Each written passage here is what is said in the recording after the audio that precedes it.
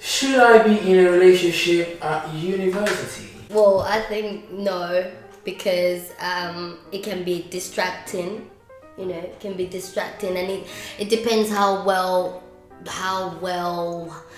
I don't know, like, how easily distracted are you? And if you are, then it's not really advisable to get yourself in a relationship. So if someone is really on it with their studies, on it with their boyfriends, on it with their social life, etc., then that's cool. They can have a relationship.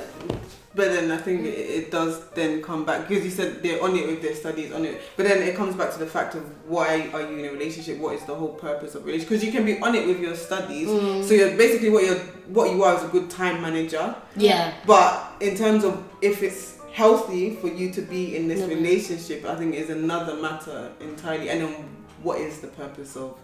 So what is the purpose of a relationship? In my view, which I've said, is a relationship leads to marriage. Like, you're in this relationship because you believe that this is somebody you can spend your whole life with, and you're going to grow together and do all the things that God has planned for you guys to do together. If you're not at a stage where you're looking towards marriage, what is the purpose of being in a relationship? Because some people are just in relationships, like meaningless relationships, but it's not going anywhere. You've been in a relationship with somebody for 10 years and you're still at the same stage, there's no progress. If the opportunity comes up, I say no. Because I think people, when they go to university, is that you're there to study, first and foremost. Secondly, you're there to find out who you are, because the thing is, a relationship won't make you happier than you currently are. A relationship won't make you more fulfilled than you currently are. Your relationship isn't there to fill a hole. You have to fill that, and you have to develop yourself and understand who you are, or else you're just going to multiply the sorrow that's already existing in your life. So I feel like university is the perfect time. You're away from your family, you know, you're just kind of doing a new, and just to find out who you are and to grow. And then if a relationship comes like second year, third year, obviously just be friends, and then maybe after uni, when you got all your eggs in, you know, you've got all your eggs in place, got a job and stuff like that, and you're more stable, more mature, then maybe entertain a relationship. The second question we have is also on relationships, but this time we're taking a little detour, and we say, how do we choose the right friends?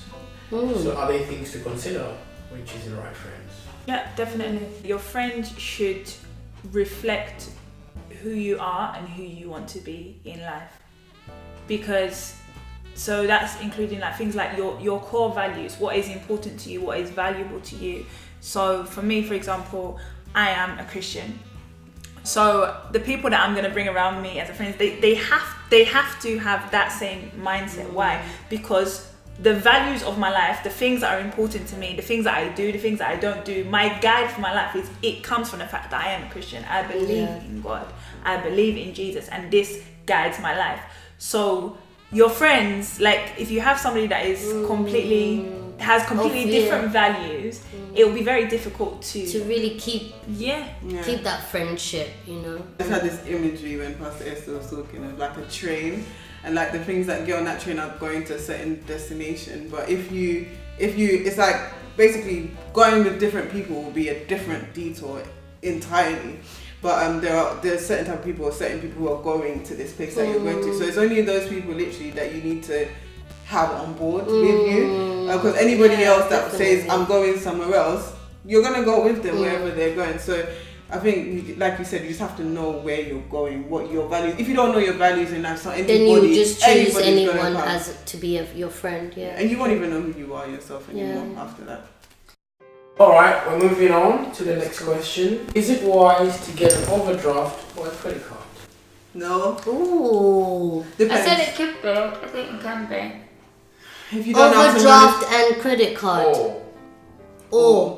I've never dealt with. Aren't they the same? No, overdrafts, especially on like student. If you get a student bank account, you can get overdraft for free for like 5 years, and it's interest free borrowed money, and it can go up to 500, 1,000, 1,500. That's what, when I was with NatWest, that's how it worked.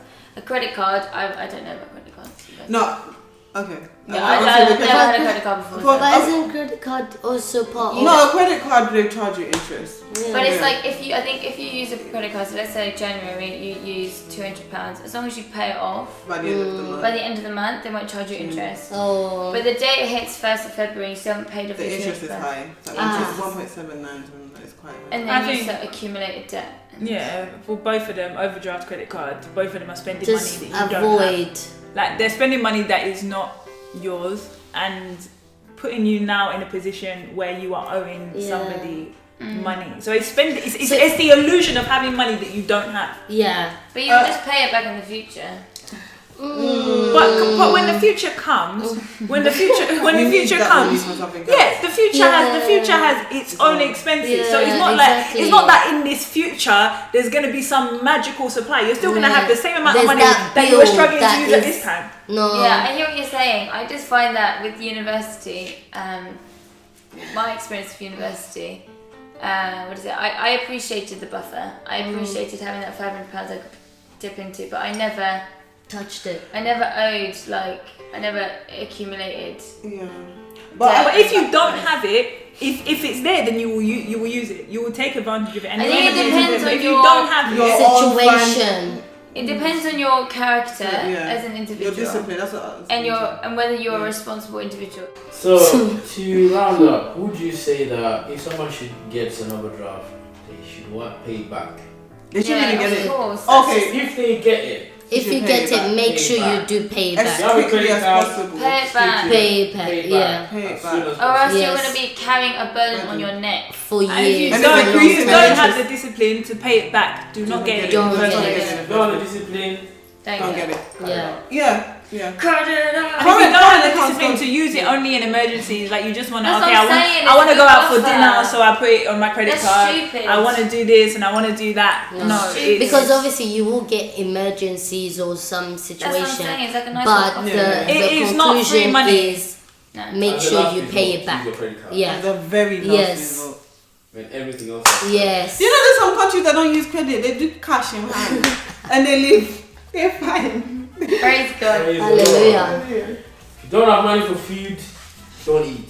You won't die. Call your friends. Tell them you're water. hungry. They'll Drink bring water. water, friend. food for you. Just drink water, you'll be fine tomorrow and the day after. You won't die. It's only after a few days that you start to die. But if you Yeah, take but a the while, money's not going to come till like 2 months. then you will learn to use Then the you will money. learn. better. Yeah, you use it. Next turn you'll be wise. If you Yeah. start for a month, Lord. You walk for a month. Alright, praise the Lord. Hallelujah. And this final question: should I be raving and clubbing at uni? That's what everyone's doing. Well, Everyone raves, everyone clubs, pretty much. yeah. I did it. I did. And I went on just 3 stopped. occasions. I went on more than 3 occasions.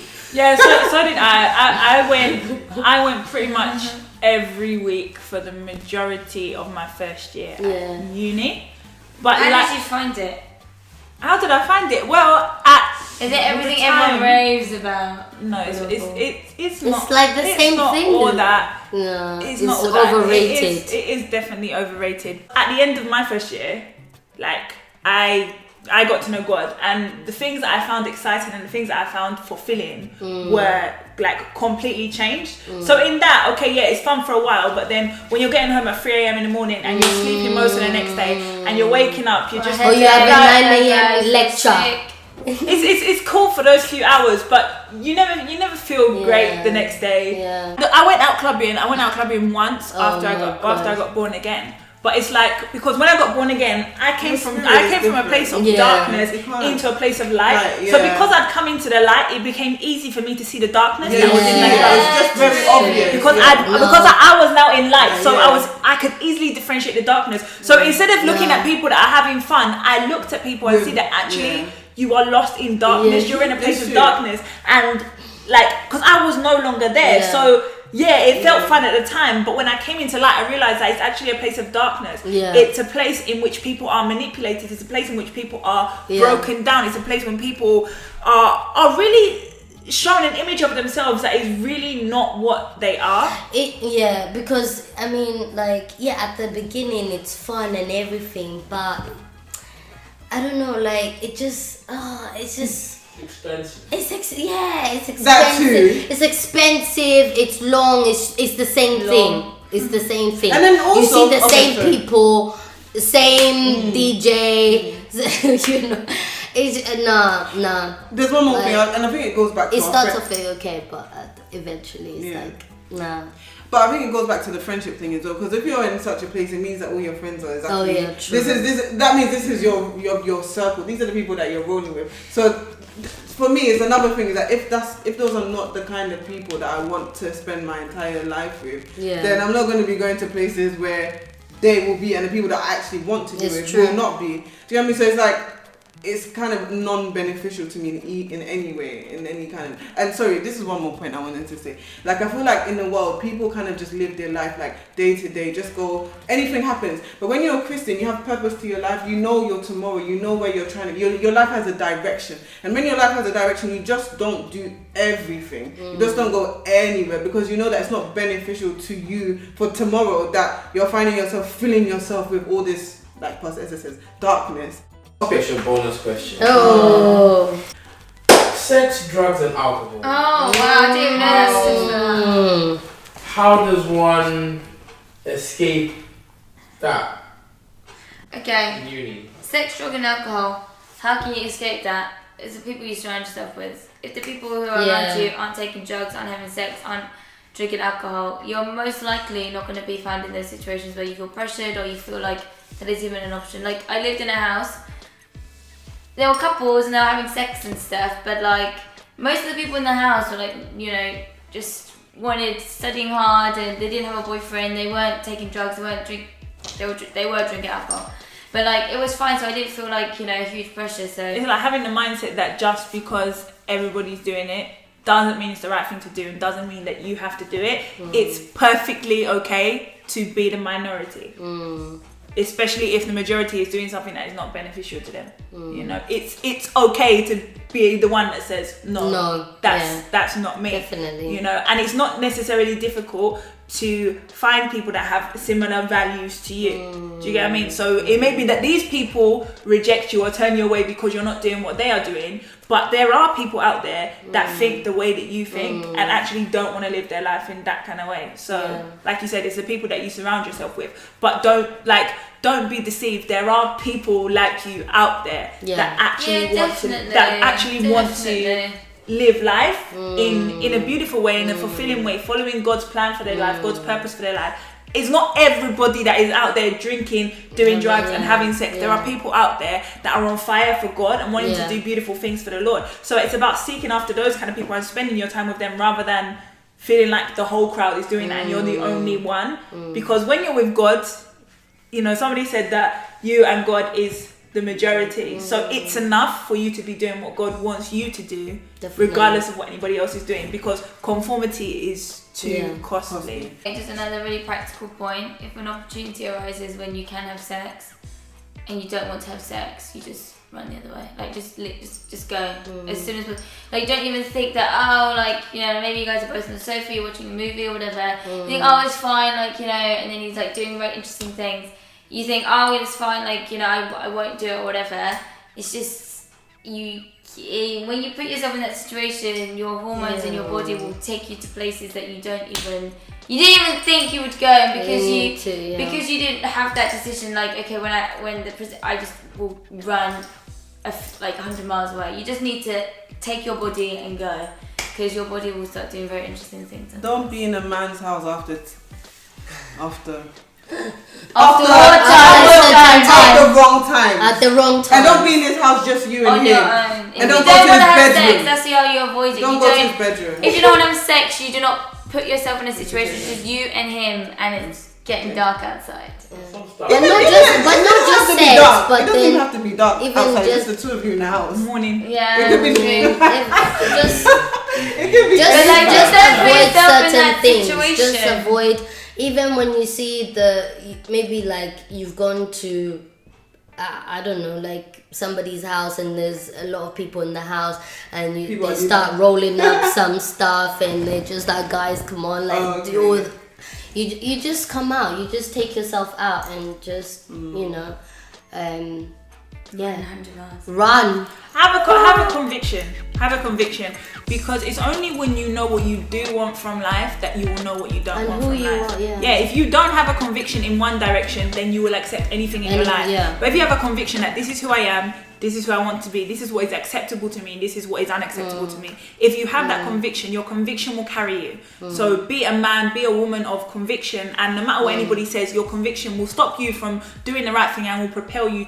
It will stop you from doing the wrong thing and propel you to doing the right thing. So if you have a conviction, you will not be swayed. Yeah. Awesome. Thank you. God bless you. Amen.